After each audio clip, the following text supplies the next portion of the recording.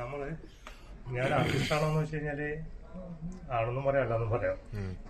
ഞാൻ ഇവിടെ വരുന്നതിന് മുന്നേ ഞാൻ മറൈൻ ഡ്രൈവില് സ്ട്രീറ്റില് പുല്ലാങ്കുഴി ഗൾഫിലും പാട്ടൊക്കെ തിരുവനന്തപുരം പാട്ടുകാരനായിരുന്നു. അപ്പോ അവിടെ നിന്ന് ഷെഫ് എന്നെ ഒരു കണ്ടിട്ട് അവിടെ നിന്ന് കൈ പിടിച്ചതാണ്. അതിന്റെ ജീവിതത്തിൽ നമ്മുടെ ഈ മറൈൻ ഡ്രൈവില് എറണാകുളം മറൈൻ ഡ്രൈവില് എന്റെ യൂട്യൂബ് ചാനൽ തന്നെ മറൈൻ ഡ്രൈവ് പ്രകാശ് അങ്ങനെയുണ്ടോ? യൂട്യൂബ് ചാനലുണ്ടോ? അവിടെയുള്ള ആൾക്കാർ എക്സലന്റ്. അപ്പോ അങ്ങനെയാണ് എന്നെ അറിയപ്പെട്ടായിരുന്നത്. അങ്ങനെ ഞാൻ കുറച്ച് ചാനലിലും കുറച്ച് വീഡിയോസുകളൊക്കെ ഈ തെരുവിലിരിക്കണവരോണ്ട് വൈറലായി.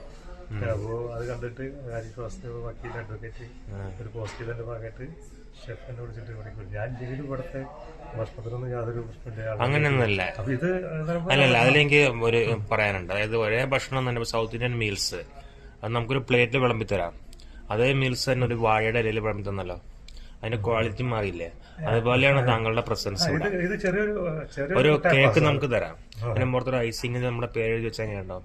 ആ കേക്കിന്റെ ലുക്ക് തന്നെ മാറി. അതേ കേക്ക് തന്നെ നമ്മുടെ പേര് ജസ്റ്റ് ഒന്ന് എഴുതി ഐസിങ് കൊണ്ട് എഴുതി കഴിഞ്ഞാൽ അതിന്റെ ഭംഗി മാറി. ഞാൻ പറഞ്ഞതെന്ന് വെച്ചാല് നമ്മുടെ എനിക്ക് ഇവിടെ ഒരു അവസരം കിട്ടിയത് നമ്മൾ സ്വപ്നം കാണാൻ പറ്റാത്ത. അപ്പോ ഇതിപ്പോ ഇത് ഇല്ലാത്ത സമയത്ത് ഇവിടെ ഇഷ്ടംപോലെ ആൾക്കാർ വന്ന് പോയിരുന്നു പറയുന്നത്. ഞാൻ ഇവിടെ ഒരു ഘടകമല്ല, പക്ഷെ എനിക്ക് തന്നൊരു ബോണസാണ്. എന്റെ ജീവിതത്തിലെ ഒരു ബോണസ്. നമ്മളെല്ലാവരും അങ്ങനെയല്ലേ?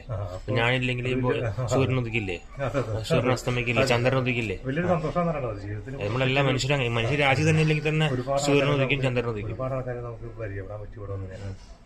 അതൊക്കെ എന്ത് എക്സലന്റ്. ഒരു വേദി കിട്ടി. അത് വേദി കിട്ടി. നല്ലൊരു സ്ഥലം നമുക്ക് കിട്ടി. കഥയ്ക്ക് കഥാപാത്രങ്ങൾ കിട്ടിയാലല്ലേ കഥ നാട്ടുകാരിലേക്ക് എത്തുള്ളൂ. എന്റെ പേര് അർജുൻ പ്രകാശൻ അല്ലേ? സന്തോഷം, വളരെ സന്തോഷം. നമ്മൾ പാട്ട് പാടിയോണ്ട് കാര്യമില്ല, പാട്ട് പാടുന്ന ആസ്വദിക്കുന്ന ആൾക്കാരെ കിട്ടിയാലാണ് നമുക്ക് അടുത്തൊരു പാട്ട്. എനിക്ക് വേണ്ടി ഒരു പാട്ട് പാടാമോ? തീർച്ചയായിട്ടും. ഞാൻ